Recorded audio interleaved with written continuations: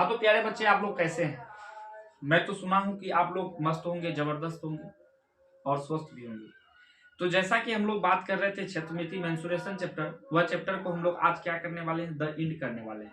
यानी 13.4 का हम लोग पढ़ेंगे अभी 5वां नंबर हिसाब। ये हिसाब पढ़ने के बाद प्यारे बच्चे हम लोग का हिसाब खत्म हो जाता है।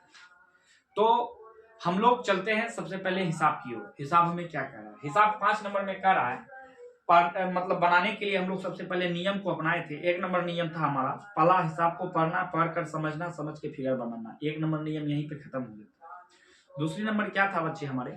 दूसरी नंबर में हमारा था कि इसका क्या लेना है। दूसरा नंबर में था कि उसका माप क्या, उसकी त्रिज्या क्या है, यह था।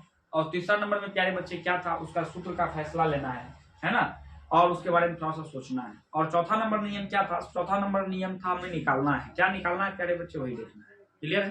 तो चलते हैं हम लोग अपना, है ना, प्रश्न की ओर। तो यहाँ प्रश्न हमें कह रहा है,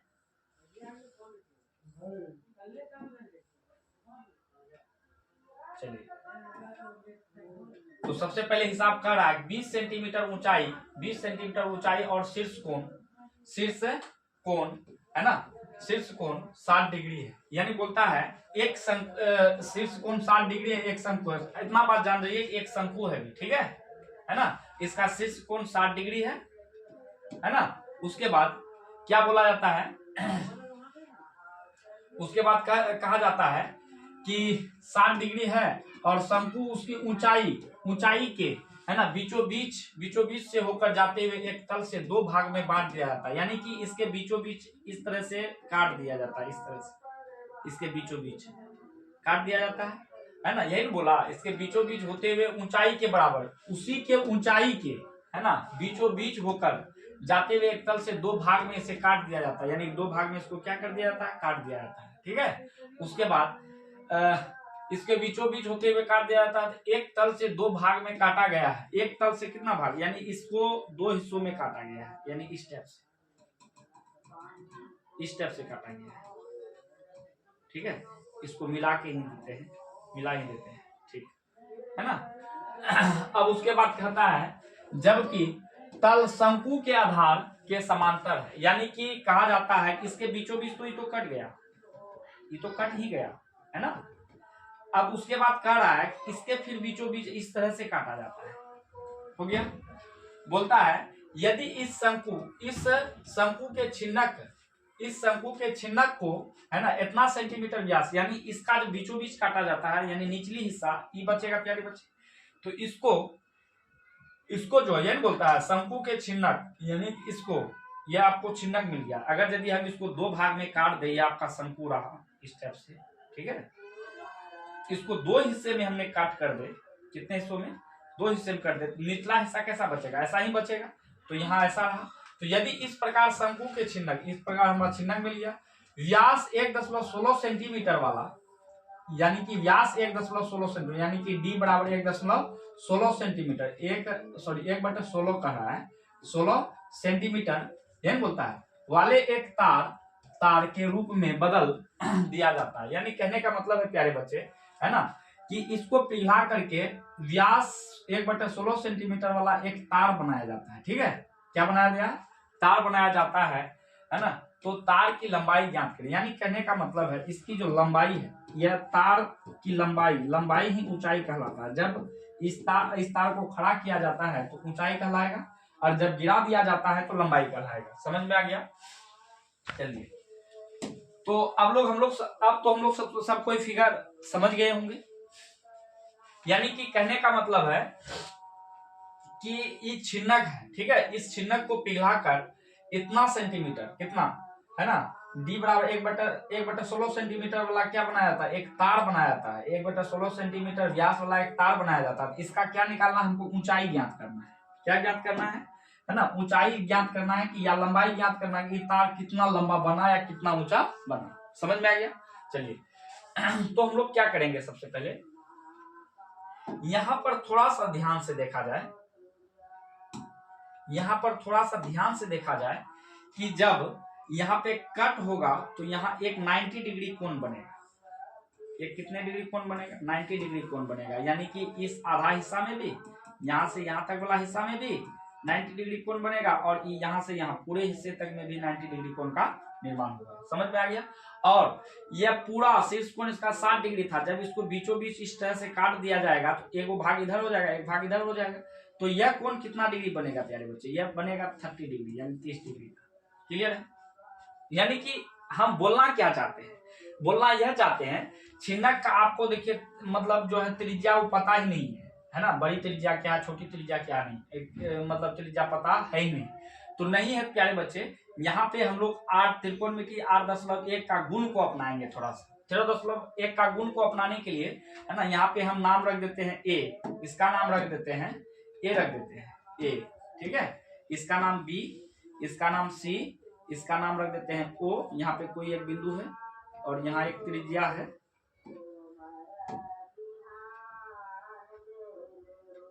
यह जो समकोण है ऐसा बनेगा बच्चे, समकोण इस टाइप से बनेगा, ठीक है, ये नीचे नहीं होगा, यह नीचे नहीं होगा, ठीक है। तो यह हमारा हो गया क्या, समकोण हो गया, कोई दिक्कत नहीं ना। तो इसका यानी कि यहाँ ओ हो जाएगा, ए बी सी ओ, इसका नाम डी हो गया, इसका नाम ई हो गया, है ना, इसका नाम एफ हो गया। तो हम इसमें क्या बोले कि सबसे पहले त्रिगोनोमेट्री चैप्टर 8.1 का हम लोग गुण को यहाँ पे याद करेंगे थोड़ा सा। यही एक ऐसा 13.4 चैप्टर का जो 5वां हिसाब है, यह एक लौता हिसाब है जो कि हमें है ना 8.1 मतलब चैप्टर का गुण को याद दिलाता है। तो समझ में आ गया प्यारे बच्चे। यानी अब यहाँ पर एक प्रश्न उठता, सर यहाँ 13.8 चैप्टर क्यों लगाएंगे, उसका गुण इसलिए लगाएंगे प्यारे बच्चे कि सबसे पहले इसका हमको यहाँ से यहाँ तक त्रिज्या मालूम नहीं है। अगर यहाँ से यहाँ तक त्रिज्या मालूम हो जाएगा, यहाँ से यहाँ तक त्रिज्या मालूम हो जाएगा तो हमको छिन्नक का त्रिज्या मिल जाएगा। यानी कहने का मतलब है छिन्नक का भी आपको त्रिज्या मालूम है ही नहीं, ठीक है, छिन्नक की त्रिज्या आपको मालूम है नहीं। तो बस वही 8.1 चैप्टर का गुण को यहाँ ला करके याद करके है ना, इस त्रिज्या को हम लोग ने क्या करेंगे, मालूम करेंगे। तो चलते हैं अब यहाँ पे थोड़ा सा ध्यान से देखा जाए कि दो फिगर बन जाता है, एगो ए ओ सी और एगो ए है ना एफ ई, यानी एगो छोटा नाम ए ओ सी। तो हमने यहाँ लिखेंगे प्यारे बच्चे, थोड़ा सा हम लोग हिसाब को बढ़ाना चाहेंगे, है ना। चलिए तो यहाँ लिखेंगे त्रिभुज, क्या लिखेंगे, है ना, ए ओ सी, छोटा वाला त्रिभुज में जा रहे हैं। कौन सा त्रिभुज में, छोटा वाला त्रिभुज में, देखिए है ना, छोटा वाला त्रिभुज है ना, ए ओ सी। तो यहाँ लिखेंगे त्रिभुज ए ओ सी में लिख दिए, त्रिभुज ए ओ सी में लिख दिए, कोई दिक्कत। चलिए त्रिभुज ए ओ सी में हम लोग लिखते हैं तो यह आपका 90 डिग्री कोण हुआ। अब हम लोग ने पढ़े थे 13.8 चैप्टर में, है ना, यहाँ पे थोड़ा सा समझेंगे। एक समकोण त्रिभुज इस टाइप से बनता है, हाँ, तो यह त्रिभुज रहा। इसमें से हम लोग त्रिगोनोमेट्री का थोड़ा सा याद कर लेते हैं, त्रिगोनोमेट्री है ना। अगर इसके सामने अगर यदि हमारा कोण, यहाँ देखिए थोड़ा सा ध्यान से देखिए, यहाँ पे 30 डिग्री बन रहा है प्यारे बच्चे, है ना, यानी कि यहाँ पे 30 डिग्री कोण बन रहा है ना। तो अगर यदि यहाँ 30 डिग्री कोण बन रहा है तो इसका नाम क्या हो जाएगा, यहाँ ए है ओ है सी है, इसका नाम हम दे सकते हैं ए, है ना, ओ सी। देखिए प्यारे बच्चे वीडियो लंबा हो सकता है लेकिन समझना आसान कर देंगे, ठीक है। तो इसमें क्या दिया है कि ए ओ सी हमने त्रिभुज को लिख दिया, कोई दिक्कत, ए ओ सी, यहां तक समझ में आ गया, ए ओ सी समझ में आ गया। तो अब हम लोग क्या करेंगे, हम लोग सबसे पहले यहाँ करना पड़ेगा, है ना, कि जिस कोण से हिसाब बनता है उसके ठीक सामने वाला भुजा यानी पी कहलाता है, यानी कि पी आपका ई हो जाएगा और साइड वाला बी बन जाएगा, कोई दिक्कत नहीं ना। यह आपका जिस कोण से हिसाब बनाने बोला जाए, यह कोण 30 डिग्री इस कोण से हिसाब बना, इसके सामने वाला भुजा पी कहलाएगा और इसका बगल वाला प्यारे बच्चे बी हो जाएगा। समझ में आ गया, ये बी हो गया। तो जब पी और बी का संबंध किस सूत्र से है, तो tan से है, tan है ना, 30 डिग्री कोण बन रहा 30 डिग्री, तो हमने यहाँ लिखेंगे प्यारे बच्चे ए ओ सी में, बस वही तो गुण को यहाँ लिखेंगे, है ना। क्या लिखेंगे हम लोग को लिखना पड़ेगा ए ओ सी में लिख दिए, ए ओ सी में, कोई दिक्कत। तो हम लोग में क्या करेंगे, है ना, किससे बात करेंगे, tan से, इसीलिए है ना tan कितना डिग्री हो जाएगा, 30 डिग्री। तो इस कोण से हिसाब बन रहा है ना, तो इसके सामने वाला भुजा कौन हो जाएगा, इठो, इट हो जाएगा, इट हो यानी ओसी है ना, ओसी बन जाएगा मेरा पी और बगल वाला क्या बन जाएगा, बगल वाला यानी ई जो खड़ा है ये हो जाएगा बी, तो यानी कि यहाँ हो जाएगा पी बाय बी। क्लियर है। तो अब हम लोग यहाँ पे याद दे सकते हैं प्यारे बच्चे tan 30 डिग्री है ना, तो tan 30 डिग्री का क्या मान होता है, tan 30 डिग्री का प्यारे बच्चे मान हमारा क्या हो सकता है ना, तो tan 30 का मान होता है ना, tan 30 का 1/√3। ठीक है, कोई दिक्कत। उसके बाद यहाँ P बताया जा रहा है, P, तो P हम अब थोड़ा सा यहाँ भुजा दर्शा सकते हैं, P बोला जा रहा है, तो P इसके ठीक सामने वाला भुजा बताया है, तो भुजा इसका OC हो जाएगा, OC बटे B बताया जा रहा है, तो B हमारा कौन हो जाएगा, इसका जस्ट बगल वाला हो जाएगा, जस्ट बगल वाला, तो इसका नाम क्या हो जाएगा A। कोई दिक्कत नहीं ना। तो चलिए अब हम लोग यहाँ क्या कर सकते हैं, 1/√3 देख के उतार दिए। उसके बाद OC यानी कि छोटी आर कहेंगे प्यारे बच्चे, क्या कहेंगे, छोटी आर, और FE को इसको बड़ी आर कहेंगे। ठीक है, तो OC मेरा क्या है, शॉर्ट में OC को क्या कहेंगे, छोटी आर, तो यहाँ पे लिखेंगे R बराबर है ना AO ए क्या कहलाया प्यारे बच्चे है ना, ए मेरा क्या है, AO क्या है ना, AO है मेरा क्या, B है, B है ना, तो B का हमारा क्या मान होगा है ना, तो यहाँ 1/√3 तो इसमें हमको बोल रहा है क्या कि AO देने के लिए प्यारे बच्चे सबसे पहले इसका कुल ऊंचाई क्या था, कुल ऊंचाई हमारा क्या था, 20 था। यहाँ तक देख सकते हैं हम लोग, यहाँ से यहाँ तक की ऊंचाई कितना है, 20 सेंटीमीटर है। कोई दिक्कत, कितने सेंटीमीटर, 20 सेंटीमीटर है। तो जब हम यहाँ से काटे हैं तो यहाँ से यहाँ तक की ऊंचाई क्या हो जाएगी है ना, यहाँ से यहाँ तक की ऊंचाई कितना हो जाएगा, 10 सेंटीमीटर, यानी h बराबर 10 सेंटीमीटर, और यहाँ से ई बिंदु से F तक यानी O से F तक की ऊंचाई h बराबर क्या हो जाएगा, 10 सेंटीमीटर हो जाएगा। तो हम लोग को AO पूछ रहा है, AO कितना हो जाएगा 10, तो यहाँ पे या लिखेंगे, या लिखने के बाद हम लोग क्या करेंगे है ना, क्रॉस मल्टीपल गुना करेंगे, तो √3 गुना r, तो कितना हो जाएगा √3 है ना, r हो गया, तो 1 गुना 10 तो कितना हो गया, 10 हो गया। यहाँ पे गुना है उस पार कर देंगे, तो क्या हो जाएगा या है ना, r बराबर 10/√3।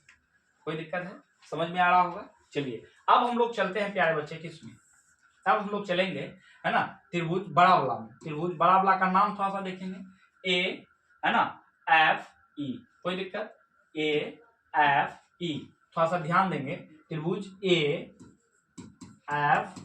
में है ना, तो AFE में तो कोण यहाँ 30 डिग्री है, तो इसके ठीक सामने वाला भुजा क्या कहलाएगा, P कहलाएगा। कोई दिक्कत, क्या कहलाएगा, P कहलाएगा। इसका ठीक सामने वाला भुजा यानी है ना, इस 30 डिग्री का ठीक सामने वाला भुजा यानी कि FE क्या कहलाएगा, P कहलाएगा, और इसका बगल वाला भुजा क्या हो जाएगा, B हो जाएगा। कोई दिक्कत, तो हम लोग ने यहाँ क्या लिखेंगे, P और B, इसका ठीक सामने वाला भुजा P और बगल वाला B, तो P और B किससे संबंध है, tan से, तो यहाँ लिखेंगे tan कितने डिग्री लिखना पड़ेगा, इसीलिए tan है ना 30 डिग्री लिखना पड़ेगा।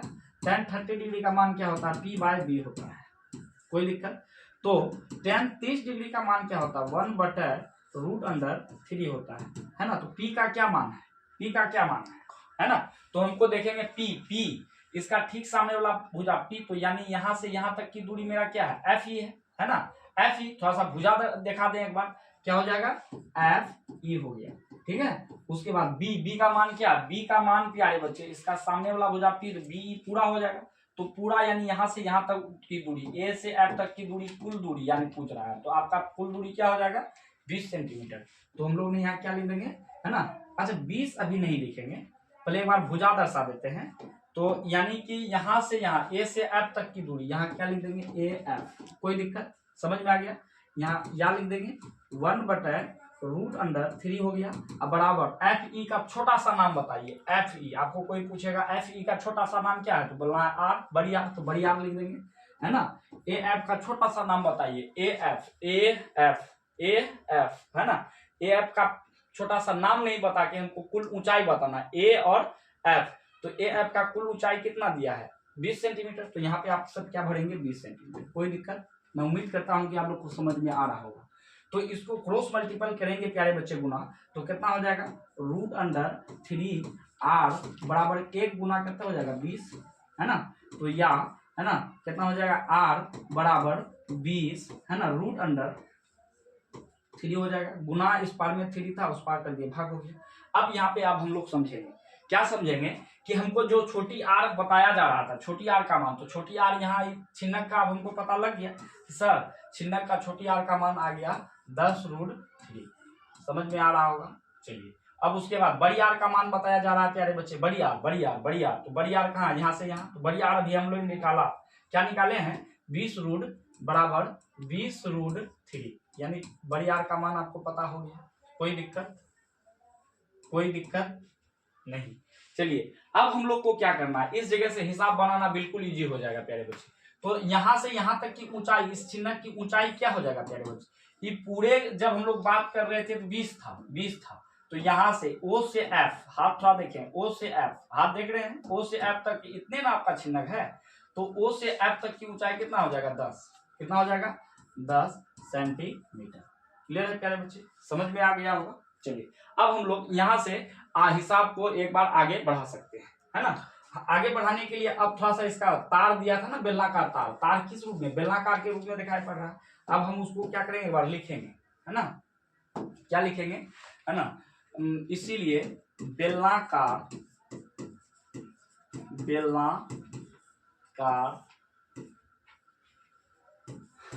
तार का व्यास, है ना, व्यास, यानी कि व्यास को हम लोग क्या लिखेंगे बाबू, है ना, 1/, व्यास यानी कि D बराबर 1/16 सेंटीमीटर।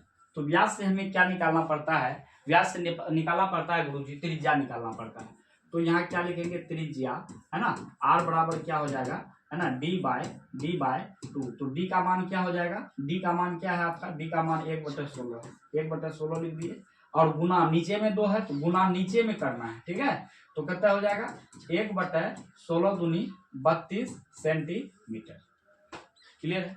चलिए अब अगर यहाँ तक हिसाब आपको समझ में आ गया होगा प्यारे बच्चे, तो एक बार सर के लिए, है ना, अगर लाइक नहीं किए हैं तब तक लाइक कर दे और दोस्त के पास शेयर कर दे।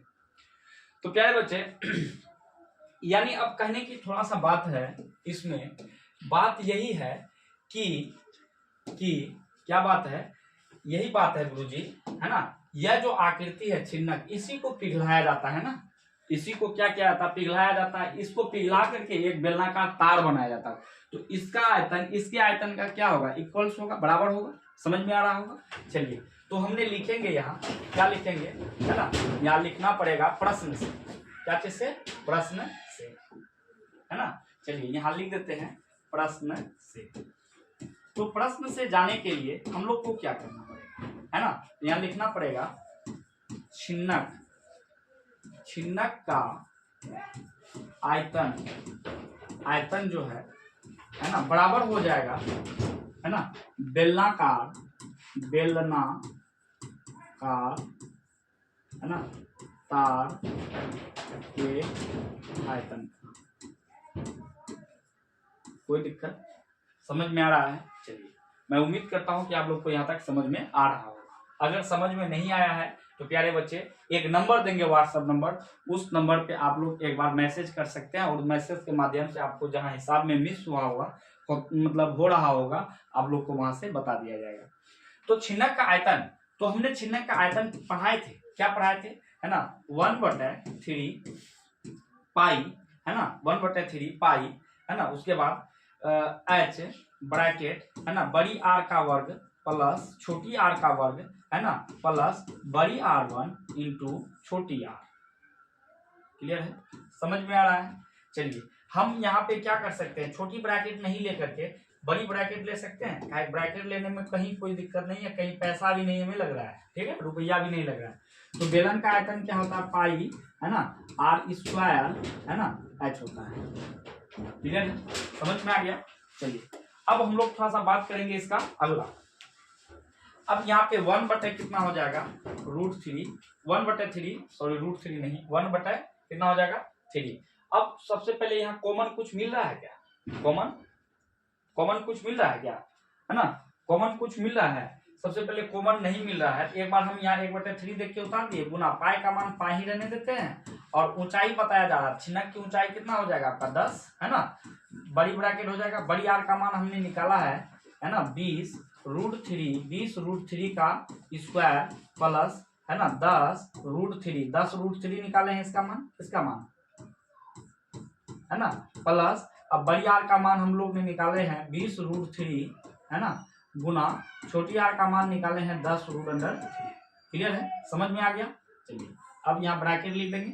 उसके बाद पाई का मान पाई गुना आर स्क्वायर, तो आर का क्या मान दिया है ना, पाई का मान पाई रहने दिए, आर किसका, बेलनाकार तार का, बेलनाकार तार का आर क्या दिया है ना, यहाँ बेलनाकार तार का व्यास से हम लोग त्रिज्या मालूम के 1/3, तो 1/3 का सॉरी 1/32 है, 1/32 का वर्ग इंटू क्या लिखेंगे एच तो हमको ज्ञात करना है, यही तो ऊंचाई है ना। चलिए तो हम लोग ने प्यारे बच्चे पढ़े हैं कि बराबर के इस पार और उस पार जब एक ही अंग मिला तो उन्हें काट दिया जाता है। क्लियर है। चलो अब हम लोग चलते हैं, बात करते हैं इसका अगला। तो आगे अब क्या दिया है, यहाँ पे या लिख देंगे 1 कितना हो जाएगा 3 है ना, गुना कितना हो जाएगा 10 है ना, बड़ी ब्रैकेट हो जाएगा। अगर 20 का वर्ग मतलब होता है स्क्वायर करना, 20 का स्क्वायर अगर करते हैं प्यारे बच्चे तो कितना होगा 20 गुना है ना। तो 20 का अगर 20/√3 का अगर यदि वर्ग करते हैं तो हम लोग का क्या हो जाएगा 20/√3 इंटू 20/√3 हो जाएगा कि नहीं हो जाएगा। तो अब यहाँ पे कितना हो जाएगा 20 गुना 20 करेंगे 400 और √3 गुना √3 फ्रेश 3 हो जाएगा, यानी कि 400/3 हो जाएगा। यहाँ पे लिख सकते हैं हम डायरेक्ट 400/3 है ना, प्लस अब 10/√3 का वर्ग करते हैं तो इसका वर्ग कितना हो जाएगा प्यारे बच्चे, तो इसका वर्ग हो जाएगा गुरुजी है ना 10 10 100 √3 गुना √3 फ्रेश 3 और प्लस 20 गुना 10 करते हैं तो कितना हो जाएगा 200 हो जाएगा गुरुजी। उसके बाद √3 गुना √3 फ्रेश 3 हो जाएगा, यहाँ बड़ी ब्रैकेट लॉक हो गया, कोई दिक्कत। चलिए अब हम लोग बात करते हैं इसका अगला क्या कह रहा है। अब अगला हमें दिया है कि बराबर लिखेंगे है ना 1 कितना दिया 32 है ना, यही दिया है 1/32 1 लिख दिए है ना। अगर 32 का वर्ग करेंगे प्यारे बच्चे तो हम लोग का इसका वर्ग होगा 1024। एक बार आप सब गुना करके देख लेंगे कि है ना कितना आ रहा है, यहाँ पे h है तो h लिखिए। क्लियर है। अब यहाँ क्या करेंगे, अब यहाँ लिखना पड़ेगा प्यारे बच्चे मतलब या देख के उतार दिए 1/3 देख के उतार देंगे, गुना 10 देख के उतारे।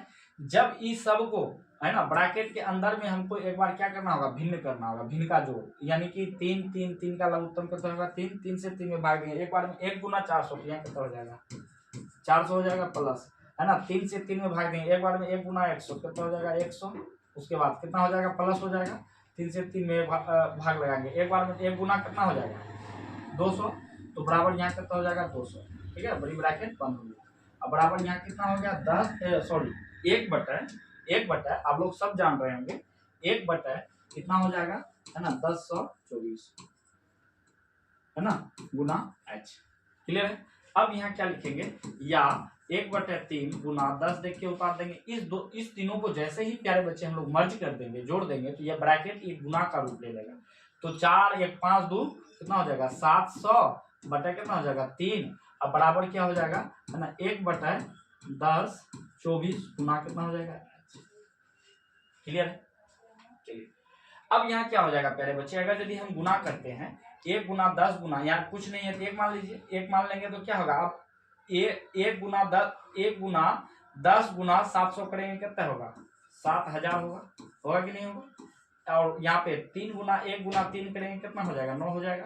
अब बराबर यहाँ कितना हो जाएगा है ना 1/है ना 1/1 कितना हो जाएगा 1/, हो जाएगा है ना 1024 गुना h है ना, ये गुना में है क्या है बाबू गुना में है 1/24। इसको हम लोग पहले एगो करके करते हैं। पहले ये भाग में है ना ये कुंजी में है 1024 हम आप कुंजी भाग में है, भाग को उठा के बराबर का इस पार लाएंगे तो क्या बन जाएगा अब बताइए है ना। तो यानी 7000/9 तो रहेगा ही, पहले भाग को उठा के इस पार कर दीजिए कितना हो जाएगा भाग इस पार आएगा तो क्या हो जाएगा गुना ऊपर चले जाएगा है ना, यानी 1024 हो जाएगा। अब बराबर यहाँ कितना बचेगा है ना 1 गुना h, मतलब 1 गुना h ही ना बचा है ना, तो 1 गुना h करेंगे क्या होगा h होगा। चलिए अब इसका हम लोग बात करेंगे इसका अगला। अब हम लोग क्या करेंगे है ना 7000 से गुना करते हैं 1024 में। अगर हम 7000 से गुना करेंगे 1024 में तो कितना होगा जल्दी गुना करके आप सब एक बार बताइए। तो इसका गुना होगा 716800। इसको जब आप गुना कीजिएगा तो 7168 है ना 000 होगा या 00 बताइए 000 हो जाएगा है ना बटा यहाँ कितना हो जाएगा 9 है तो 9 लिख दीजिए बराबर 1 गुना h हो जाएगा। तो जब हम 9 से इसमें भाग देंगे प्यारे बच्चे, 9 से भाग दे करके बताइए हमें, 9 से भाग दीजिए 71 68 000 में हम भाग दे करके बता रहे हैं। तो भाग आ जाएगा आपको है ना 79 64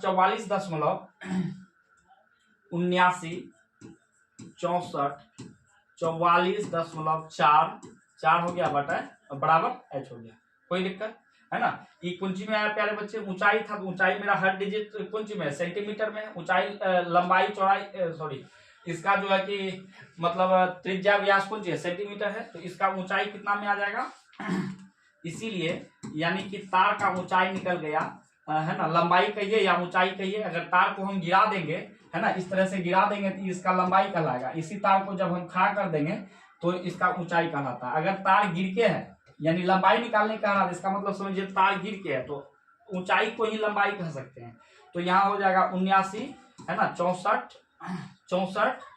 44.4 सेंटीमीटर। तो प्यारे बच्चे हम लोग ने क्या करेंगे, आप लोग का बुक में इतना आंसर नहीं दिया है ना, इस सेंटीमीटर को मीटर में बदल के दिया था, आप लोग को हम पढ़ाए हैं। सेंटीमीटर को मीटर में बदलने के लिए प्यारे बच्चे क्या करना होगा, सेंटीमीटर को मीटर में बदलने के लिए हम लोग को क्या करना होगा 100 से भाग देना होगा, 100 से भाग देंगे। कोई दिक्कत समझ में आ गया। चलिए तो यहाँ पे क्या हो जाएगा, अब इसीलिए अभी यहाँ एक बार नहीं देंगे और थोड़ा सा एक स्टेप हिसाब को बढ़ाएंगे। तो यहाँ पे सबसे पहले याद देना होगा, याद दे दिए है ना, तो एच या एल देख करके उतार दीजिए है ना। तो कितना हो जाएगा, जब हम सेंटीमीटर को मीटर में बदलने के लिए सेंटीमीटर को मीटर में बदलेंगे तो 100 से भाग लगाएंगे, तो बस यहाँ बटे दे देंगे और 100 से भाग लगा देंगे, 1 2 2 जीरो है, 1 2 अंक के बाद पॉइंट हो जाएगा, यानी कि 79 64.444 है ना मीटर है ना। यही हुआ आपका आंसर। एक बार आप लोग अपने आंसर बुक में आंसर को मिला लें। तो एक बार सबसे पहले आपको हम स्क्रीनशॉट लेने का मौका देते हैं प्यारे बच्चे, कृपया करके स्क्रीनशॉट ले लें।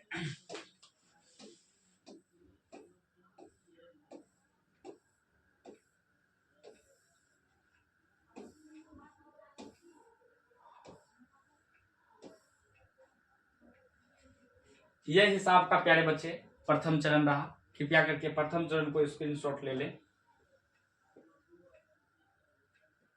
हिसाब का यह दूसरा चरण रहा, दूसरा चरण को भी स्क्रीनशॉट ले। हिसाब का यह तीसरा चरण रहेगा, इसको भी तीसरा चरण में ले लें सर स्क्रीनशॉट। अब ये कितना चौथा चरण हिसाब का रहेगा, इसको भी चौथा चरण में स्क्रीनशॉट ले लें।